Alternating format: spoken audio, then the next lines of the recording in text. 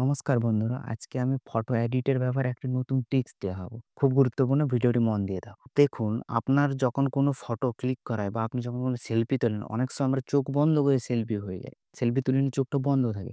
সেই চোখটা বন্ধ থাকলে আমরা সেটা ওপেন করব কিভাবে?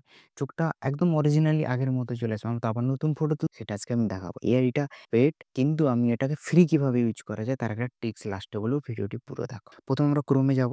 ক্রোমে যাওয়ার পরে এখানে আমি ট্যাবটা খুলে রেখেছি। ধরুন আমি আবার আপনাকে ভালোভাবে দেখাচ্ছি। এখানে কি লিখবেন? ক্রোমে যাওয়ার পর এখানে নেবে ফায়ারফ্লাই অ্যাডোবি।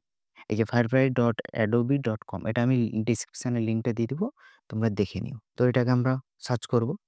করার পর এবার ইন্টারফেস চলে আসবে। ইন্টারফেসে দেখুন অনেকগুলা জিনিস আছে এখানে, ফিচার্স, ইমেজ, ভিডিও ইত্যাদি। আমরা ইমেজ, যেহেতু ইমেজটাকে নিয়েও কথা বলব, তাই আজ ইমেজটা বলব। অন্য ফিচার্স অন্য সময় একটি ভিডিও বানাবো। তো ইমেজটায় কিভাবে হবে?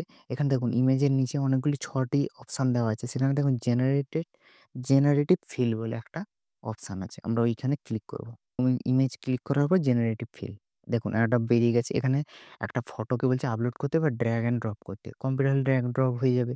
আমরা মোবাইলে করছি যেহেতু আপলোড ইমেজ। আমি এটা ডেস্কটপ মোডে খুলে রেখেছি। ডেস্কটপ মোড কিভাবে খোলা যায়? এই 3 ডট উপরে ডান দিকে করে নিচের দিকে গেলে ডেস্কটপ সাইড হলে, এটা কম্পিউটারে যেমন ডেস্কটপ সাইড হয় সেরকম খুলে যায়। পুরোটা দেখা যায়। আমার যদি সুবিধা হয় সেজন্য আমি করেছি। তো এখানে আপলোড ইমেজ যাব। আপলোড ইমেজে যাওয়ার পরে আমি একটা ইমেজ নিয়ে নিব। যেটা আমি চোখ বন্ধ আছে, বাট সেটাকে চোখগুলো ওপেন করতে চাই। আইস ক্লোজ আছে, আইসটাকে ওপেন করতে চাই। এখানে একটা আছে। আমি এটাকে নিয়ে নিলাম। দেখো এবার কি করতে হবে? এই যে চোখগুলাতে আমার মুছে দিতে হবে চোখগুলো ১ম এ। এই যে এড লিখা আছে, এটা হাইলাইট করা আছে অলরেডি। কিছু করার দরকার নেই। এখানে এসো। এখানে জাস্ট চোখটাকে এরকম মুছে দাও। হয়ে গেল। এরপর কি হয়? নিচে দেখো ব্লু কালার জেনারেট হয়েছে। লেখা আছে জেনারেট বলে একটা অপশন দেওয়া আছে। ওই জেনারেট অপশানে ক্লিক করে দাও। এবারে ও জেনারেট করতে শুরু করলো। এবারে ওই চোখটাও মুছিয়ে দিয়ে একটা নতুন দুটো সেখানে করে দিই, চোখ দুটো।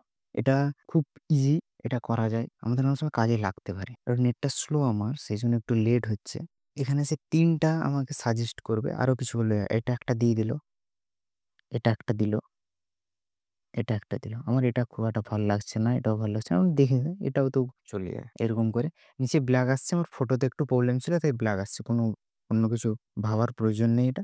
তারপর আমরা এটা হলে ডাউনলোড করব কিভাবে? দেখুন উপরের দিকে এই যে অনেকগুলো অপশন দেখা যাচ্ছে, ১ টা ২ টা ৩ ৪ ৫ টা। ১ম এর অপশনটা দিয়ে এই তীর চিহ্ন সিম্বলটা যেটা আছে, অ্যারো টাইপের, ওইখানে দেখুন ক্লিক করার পর কপি নিয়ে ডাউনলোড। এখানে আমরা ডাউনলোড করে নিলাম। এই ফটোটা ডাউনলোড হয়ে যায়। তো ইজি, খুব ইজি। এবার আমি বলব কিভাবে এটা ফ্রিতে ইউজ করা যায়। এটা পেইড। এটা একটা ইমেইল আইডিতে সাইন ইন করার পরও ১০ বার ইউজ করতে পারবে। ১০ টা ফটো আপলোড করার পর ওটা আর দেয় না। তাহলে কি হবে? আমাদের ইমেইল আইডি আনলিমিটেড তৈরি করে নিতে হবে। তার মাধ্যমে আমরা ব্যবহার করে নিতে পারি। আমরা একটা হয়ে গেল, ১০ টা ইমেজ করে নিলাম। আবার না ১০ টা ইমেজ খুব ভালোভাবে দেখে শুনে করতে হবে, যাতে বেশি ইমেইল আইডি আমরা ক্রিয়েট করে রাখি, যাতে আমাদের সুবিধা হয়। তো এটা হলো একটা ট্রিক্স। ইমেইল আইডি ক্রিয়েট করে রাখো, ১০ টা ইমেজ হবে চেঞ্জ করে নিবে। এরকম করা যাবে। থ্যাংক ইউ ভিডিওটা দেখার জন্য। ভিডিওটাকে লাইক করো, চ্যানেলটাকে সাবস্ক্রাইব করো আর কাউকে শেয়ার করো ভালো লাগলে। Thank you.